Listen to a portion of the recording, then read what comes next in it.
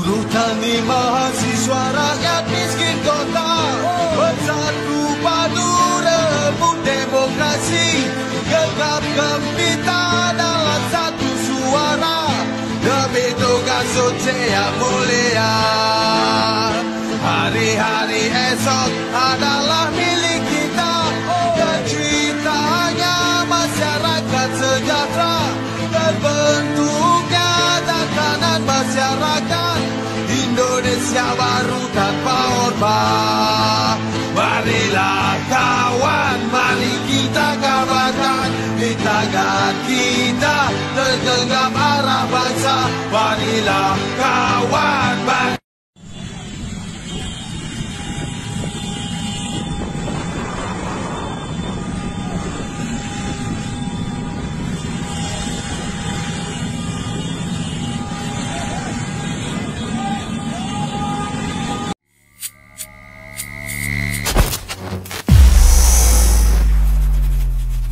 Utuh itu Qodari ya, dan itu harus kita gaungkan terus. Orang macam Qodari nggak boleh dibiarkan, dia harus ditunjukkan keculasannya, kebohongan-kebohongan yang dia munculkan sebagai seorang ahli akademisi, periset, independen segala macam. Anda kalau mengusung lembaga survei harusnya jelas-jelas independen gitu. Tapi Anda ikut-ikutan juga gerbong orang-orang yang lembaga survei yang dibayar. Sehingga menjadi bagian dari konspirasi seperti yang Refli sampaikan barusan. Jahatnya kan luar biasa. Dia munafik gitu. Dia mengaku sebagai Indobarometer atau apa saya lupa namanya. Tapi kemudian Anda menjadi bagian dari kong kali kong untuk meloloskan pelanggaran-pelanggaran konstitusi. Nah, kan begitu. Jadi Refli hari ini menunjukkan sosok yang lain yang saya sangat apresiasi dengan caranya yang begitu tegas menunjuk orangnya di depan orangnya. Dan orang ini yang sering main belakang. Siapa? Qodari gitu. Jadi dahsyat luar biasa. Saya kira ini patut mendapat apresiasi dari kita semua ya. Kenapa makhluk seperti Qodari ini tak berani mengakui sebagai tim ses 02, bahkan sampai pada tekanan Refli untuk berlaku jantan pun dia masih saja zigzag berkelit ya kan? Nggak perlu. Tapi dari sini kita melihat bagaimana kualitas seorang Qodari ya, bagaimana integritas pada keilmuannya seorang Qodari. Barangkali dia sudah kesampingkan semua cara-cara yang benar, cara-cara yang elegan, cara-cara yang beretika. Buat dia yang penting dapat duit yang nggak tahu berapa puluh miliar barangkali ya, kita nggak tahu. Tapi tentu ketika bicara pilpres yang dananya ratusan triliun, katanya 492 triliun yang dikeluarkan 02. Itu menurut Roham Rumuzi ya, yang Roham Rumuzi bilang Romi P3. Jangankan orang, monyet pun jadi itu barang. Monyet pun jadi presiden kalau dananya 492 triliun. Apalagi manusia. Apalagi di situ ada dana presiden. Kan begitu. Jadi inilah ya nilai terendah yang pantas disematkan pada seorang itu yang curang dan tidak jujur, yang bernama Qodari. Salah satu tentu Biang Kerok. Ada juga Biang Keladi. Biang Keladi menurut banyak orang tertuju pada Joko Widodo. Dan makanya itu gerakan hak angket di DPR bisa saja berujung pada pemakzulan Jokowi. Pecundang senantiasa enggan menampakkan warna sesungguhnya. Begitulah seorang pecundang. Masyarakat tidak lupa dialah salah satu aktor yang mengusulkan wacana Jokowi 3 periode. Dia licik dan pecundang. Keren nih suara perubahan. Yang begini-begini ini yang banyak kemudian merasa terwakili. Gue merasa terwakili oleh Bang RH. Di antara sosok yang paling enak gue lihat mukanya ya si Qodari ini. Benalu demokrasi. Benalu itu tumbuhan yang menempel pada tumbuhan lain, mengambil makanan dari situ untuk tumbuhnya sendiri. Ya, Qodari. Qodari diundang aja sebagai pengamat politik. Tapi di forum ini jelas banget ngebela 02. Botak. Ya wajar kemudian seorang menjadi kesal dengan gaya-gaya licik seperti ini. Karena TV harusnya menunjukkan tontonan yang bisa menjadi tuntunan. Tapi apa yang Qodari lakukan? Sebaliknya, tontonan yang sangat tidak layak kita jadikan tuntunan. Tapi kadang-kadang kita perlu lah ya. Kan kalau di film itu ada antagonis, ada protagonis. Nah, antagonis Qodari ini yang the real dirty vote-nya yang sedang dilakukan oleh Qodari ya. Barangkali begitu. Allahu Akbar.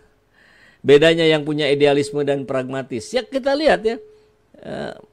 Saya sering bersama-sama dengan Refli Harun di berbagai kesempatan di Timnas di sebagainya. Ya, kalau bicara Timnas memang tidak ada 1 rupiah pun yang kita terima. Semuanya pakai dana pribadi. Syukur-syukur ada yang masih yang membantu beberapa kawan dekat saya. Tapi yang di sana luar biasa. Hilang integritas dengan uang. Qodari ditantang jujur, deklarasi orang berani, sampai Bang RH bilang jantan dong. Berarti dia masih cengengesan, berarti dia bukan jantan, dia betina begitu. Kalau laki-laki betina maka dia tidak jelas gitu ya identitasnya. Harusnya malu dikatain nggak jantan, minimal bundir lah. Tapi kan dia Bivitri Susanti sudah bilang cuman 2 yang dibutuhkan modal untuk melakukan yang begini-begini. Punya mental culas dan tak punya malu. Qodari banget kan? Qodari banget itu. QCC Qodari masuk kategori pembohongan publik nggak ya? Ya itu masih sulit memang untuk dibuktikan. Kecuali TSM ini kemudian bisa disajikan, dipaparkan oleh tim hukum 01 dan tim hukum 03 sebagai sebuah skenario panjang mulai dari si Qodari tadi bilang tentang Jokowi 3 periode di tahun lalu. Baru tuh bisa masuk itu barang ya. RH sudah kesel sama orang munafik kayak si Modari. Muak lihat Modari. Kok jadi Modari ya? Sempat kaget dengan Bang Refli dengan nada marahnya. Kalau saya di diskusi-diskusi yang di offline ya, di luar yang tayang di YouTube segala macam, sama-sama dengan Bang Refli ya, saya pernah lah berapa kali lihat adegan seperti ini. Tapi kalau di frame, di video, ya saya juga baru lihat sekarang. Saking gemesnya dia demokrasi diobrak-abrik, malam ini dia lampiaskan ke salah satu penggagas Jokowi 3 periode. Luar biasa ya. Ini ada yang nonton sampai tos-tosan sama suami. Emang penjahat mencela-mencela harus digertak. Kedok pengamat politik padahal penyusup. Bukan hanya penyusup, dia biang kerok. Bahkan mungkin saja dia juga biang keladi. Aduh, Qodari dikontrak Jokowi hingga Jan Etes jadi presiden, sehingga dia akan jadi pengamat sekaligus mempunyai lembaga survei yang membela Jokowi seumur hidup. Jangan begitu. Padahal belum tentu. Kalaupun, ini bicara andai-andai saja, kalaupun Prabowo yang menang, bisa jadi disingkirkan itu Jokowi dan termasuk Gibran, dihilangkan pengaruh-pengaruhnya. Emang mau itu Prabowo terus-menerus berasa di ketiaknya Joko Widodo? Kan nggak mungkin. Pakai akal sehat saja. Katanya Prabowo akan 2 tahun setelah itu digantikan Gibran. Enggak lah, saya yakin enggak. Yang malah mungkin kebalik. Nanti Gibran yang akan dimatikan pengaruhnya. Yang berkuasa itu presiden. Tapi insya Allah itu pun tidak akan terjadi karena yang menang adalah Anies Muhaimin. Dengan pembuktian di sini terbukti TSM, maka pemilu yang kemarin itu dibatalkan. Opsinya bisa macam-macam ya. Diskualifikasi 02, yang menang 01 karena yang kedua, atau pemilihan ulang tidak melibatkan 02. Jadi yang bertarung 01 dan 03. Jadi bukan putaran kedua, tapi pemilu ulang dengan diskualifikasi dari 02. Saya kira itu yang harus terus kita dorong ya.